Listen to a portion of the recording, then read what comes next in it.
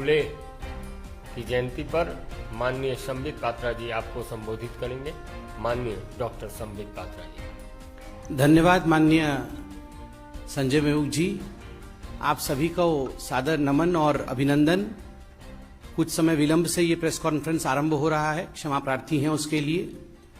और जैसे अभी बताया गया और इससे पहले भी प्रेस वार्ता के माध्यम से भारतीय जनता पार्टी ने बताया है कि सामाजिक न्याय, सोशल जस्टिस का पखवाड़ा चल रहा है। हर दिन जिस प्रकार से विगत 8 वर्षों में नरेंद्र मोदी जी ने समाज के भिन्न भिन्न आयामों के लिए निरंतर काम किया है, इस विषय को उद्धृत करता रहा है भारतीय जनता पार्टी इन्हीं प्रेस कॉन्फ्रेंस के माध्यम से। आज कोई साधारण दिन नहीं है, आज ज्योतिबा फुले जी का जयंती है। ज्योतिबा फुले एक महान समाज सुधारक, क्रांतिकारी, एक अच्छे लेखक, एक विचारक एवं उच्च कोटि के एक दार्शनिक थे। और जिस प्रकार से उन्होंने महिलाओं की शिक्षा, सशक्तिकरण और पिछड़े वर्ग, अनुसूचित जाति, उनके लिए काम किया, ये अपने आप में एक बहुत प्रेरणादायक विषय रहा है। उल्लेखनीय है कि ज्योतिबा फुले जी का सावित्रीबाई फुले से 13 वर्ष की आयु में विवाह हुआ और इस दंपत्ति ने, ज्योतिबा और सावित्रीबाई ने मिलकर जिस प्रकार से काम किया है, यह अपने आप में इसकी कोई सानी नहीं है। अपने इसी विचार के अंतर्गत कि महिलाओं का सशक्तिकरण होना चाहिए, उनकी शिक्षा दीक्षा उच्चतम भाव से होना चाहिए। पहली महिला शिक्षिका हिंदुस्तान में कोई बनी तो वो सावित्रीबाई थी, और पहला स्कूल महिलाओं के लिए कोई खुला हिंदुस्तान में तो वो इसी दंपत्ति ने ज्योतिबा फुले और सावित्रीबाई फुले के कारण ये खुला है। विगत 8 वर्ष हिंदुस्तान की राजनीति के लिए बहुत महत्वपूर्ण और एक दिशा निर्धारण करने वाला वर्ष रहा है। विगत 8 वर्षों में ज्योतिबा फुले जी से और सावित्री जी से प्रेरणा लेते हुए हमारे प्रधानमंत्री भारतीय जनता पार्टी के नेता आदरणीय नरेंद्र मोदी जी ने लगातार ऐसे काम किए हैं जिससे महिलाओं का सशक्तिकरण हो सके, जिससे पिछड़ा वर्ग, अनुसूचित जाति इत्यादि आगे बढ़ सके। और मंत्र रहा है सबका साथ, सबका विकास, सबका विश्वास, सबका प्रयास। और आप सब ने देखा होगा कि जिस प्रकार महात्मा ज्योति जी ने प्रेरणा दी थी, सफाई कर्मचारियों के पांव को धोते हुए नरेंद्र मोदी जी ने पूरे हिंदुस्तान में यह संदेश दिया कि हमें सदैव जाति प्रथा से ऊपर उठ करके विकास और विश्वास की बात करनी है। और जब तक सबका प्रयास नहीं होगा तब तक वास्तविक समाज सुधार नहीं हो सकता है। आज ये कहना अतिशयोक्ति नहीं होगा, महात्मा ज्योतिबा फुले जिस प्रकार एक समाज सुधारक थे, नरेंद्र मोदी भी वर्तमान के राजनीति में केवल एक राजनेता नहीं है, एक ग्लोबल स्तर के नेता नहीं है, अपितु एक समाज सुधारक के नाते दिन रात वो अथक परिश्रम कर रहे हैं। हाल फिलहाल में पद्म पुरस्कार भी दिए गए हैं। एक बात तो हमारे विपक्षी पार्टी के लोग भी मानेंगे कि इन पद्म पुरस्कारों में जिस प्रकार की भागीदारी पिछड़े वर्ग, साधारण लोगों की और पिछड़े वर्ग से आ रही महिलाओं का रहा है, गांवों से, वो अब दिखता है। Not through approach, but because of real talent, these people have been in the line of Padma Awards. ये हिंदुस्तान में बहुत वर्षों तक इसकी कमी थी। नरेंद्र मोदी जी ने इस काम को पूरा किया। कुछ उदाहरण में रखना चाहूंगा, चाहे वो उषा चौमार जो राजस्थान की एक सफाई कर्मचारी रही, आदिवासी महिला राहीबाई सोमा पोपरे, सिंधु ताई सक्कल और बीरूबाला रभा, चुटनी देवी, ऐसे अनेक महिलाएं जो पिछड़े वर्ग से रहीं, साधारण महिलाएं रहीं, मगर अपने अद्वितीय काम के लिए जिन्होंने समाज में अपना एक स्थान बनाया, प्रधानमंत्री नरेंद्र मोदी जी ने पद्म अवार्ड इनको दे करके, उनकी कमेटी ने इनको पद्म अवार्ड दे करके कहीं न कहीं एक बहुत बड़ा संदेश भारतवर्ष में भेजा है। ठीक उसी प्रकार शौचालय, जिसको इज्जत घर कहते हैं, उज्ज्वला योजना, बेटी बचाओ बेटी पढ़ाओ, सुकन्या समृद्धि योजना, पोषण अभियान, मिशन इंद्रधनुष, इन सभी योजनाओं के माध्यम से महिला सशक्तिकरण को एक नए आयाम दिया गया है, एक नए आयाम तक पहुंचाने का काम नरेंद्र मोदी जी ने किया है। जहां तक एसटी कम्युनिटी है, उनके लिए एकलव्य स्कूल के माध्यम से उनको शैक्षणिक माध्यम से उनकी सशक्तिकरण के लिए काम करना और ज्योतिबा फुले जी के स्वप्न को साकार करना, यह भी सरकार ने किया है। 15 अगस्त 2014 को आपको याद होगा स्वच्छ भारत अभियान का आरंभ हुआ था।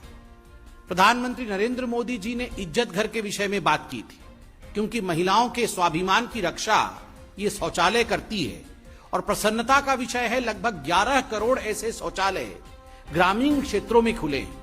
विगत 70-75 वर्षों में अगर हिंदुस्तान में, पूरे हिंदुस्तान में 60% शौचालय बने, तो मात्र 7-8 वर्षों में नरेंद्र मोदी जी के अथक परिश्रम और स्वच्छ भारत अभियान के कारण ज्योतिबा फुले जी का जो स्वाभिमान का स्वप्न था वो पूरा हुआ और 21% शौचालय ऐड हुए हैं, ये बढ़ोतरी हुई है। ये अनुपात आप देखिए, 70 वर्षों में 60% और मात्र 7 वर्षों में 21%। यह अपने आप में एक गाथा है, बहुत कुछ कहता है। उज्ज्वला योजना के माध्यम से प्रधानमंत्री ने कहा कि नारी शक्ति बीमार ना पड़े, इसलिए लगभग 10 करोड़ घरों तक एलपीजी सिलेंडर पहुंचाने का काम मोदी जी की सरकार ने किया है। बेटी पढ़ाओ बेटी बचाओ, इस योजना के माध्यम से जो 22 जनवरी 2015 को लॉन्च हुआ, सबसे महत्वपूर्ण मुद्दा जिसको नरेंद्र मोदी जी की सरकार ने साकार किया और जिसको एड्रेस किया, वो है पक्षपाती लिंग रेशियो जो रहता था, जो बायस्ड सेक्स रेशियो रहता था।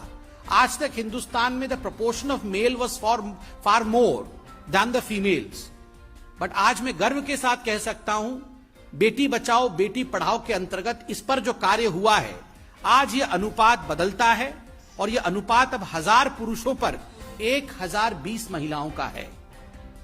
तो I should congratulate the country for this, that for the first time in India the sex ratio has altered, the sex ratio has changed. यह अपने आप में बहुत बड़ा विषय है। कई राज्य जैसे हरियाणा इत्यादि, जहां नजरिया अलग था, आज नजरिया बदला है। सुकन्या समृद्धि योजना जो 22 जनवरी 2015 को लॉन्च हुआ, लगभग 3 करोड़ से अधिक महिलाओं को आज उससे लाभ हुआ है। मिशन शक्ति, मिशन वात्सल्य, सक्षम आंगनवाड़ी और पोषण 2.0, इनके माध्यम से भी महिलाओं के सशक्तिकरण का काम हुआ है। महिला और बाल विकास मंत्रालय ने खास करके इस पे ध्यान दिया है। 2 लाख आंगनबाड़ी को सक्षम आंगनबाड़ी के रूप में अपग्रेड किया गया है, यह घोषणा हो चुकी है। और सक्षम आंगनबाड़ी और पोषण 2.0 के लिए लगभग 21,000 करोड़ रुपए की राशि भी दी गई है। ठीक उसी प्रकार सुरक्षित मातृत्व आश्वासना सुमन योजना, इसके तहत गर्भवती महिलाओं को प्रसव के 6 महीने के बाद और बीमार नवजात शिशुओं को निशुल्क स्वास्थ्य सेवाओं का लाभ दिया गया है। किस प्रकार से महिलाएं आर्थिक रूप से, फाइनेंशियली ये अपने पैरों पे खड़ी हो सके, आर्थिक समृद्धि उन्हें मिले, उस कारण से मुद्रा योजना का एक बहुत बड़ा योगदान रहा है। नरेंद्र मोदी जी के मुद्रा योजना के माध्यम से लगभग आज 34 करोड़ लोन दिया गया है, जिसमें 75% महिलाएं हैं और लगभग 18 लाख करोड़ रुपए इसमें अब तक आवंटित तो हो चुके हैं। और 51% ये जो महिलाएं और बाकी लोग जो हैं, 51% ये पिछड़े और एससी कम्युनिटी के हैं। तो ये एक तरह से आप अगर देखिएगा कि सशक्तिकरण का, आर्थिक रूप से सशक्तिकरण का एक बहुत बड़ा ये उदाहरण है। ठीक उसी प्रकार फ्री सिलाई मशीन योजना, समर्थ योजना और राष्ट्रीय ग्रामीण आजीविका मिशन के माध्यम से आज पूरे हिंदुस्तान में जो स्वप्न आदरणीय महात्मा ज्योतिबा फुले और सावित्रीबा फुले का था, उस स्वप्न को साकार करने का काम नरेंद्र मोदी जी की सरकार कर रही है। इसलिए अंत में मैं इतना ही कहूंगा कि प्रधानमंत्री नरेंद्र मोदी जी को केवल एक प्रधानमंत्री के रूप में नहीं, अपितु एक सोशल रिफॉर्मर के रूप में भी हमें देखने की आवश्यकता है। बहुत बहुत धन्यवाद, बहुत आभार। मित्रों, कई अन्य सवाल आपके मन मस्तिष्क में होंगे, उन सवालों से रूबरू हम बाहर होंगे। इस विषय में से संदर्भित यदि कोई प्रश्न है तो आप पूछ सकते हैं। इस विषय से संदर्भित यदि कोई प्रश्न है तो पूछ सकते हैं।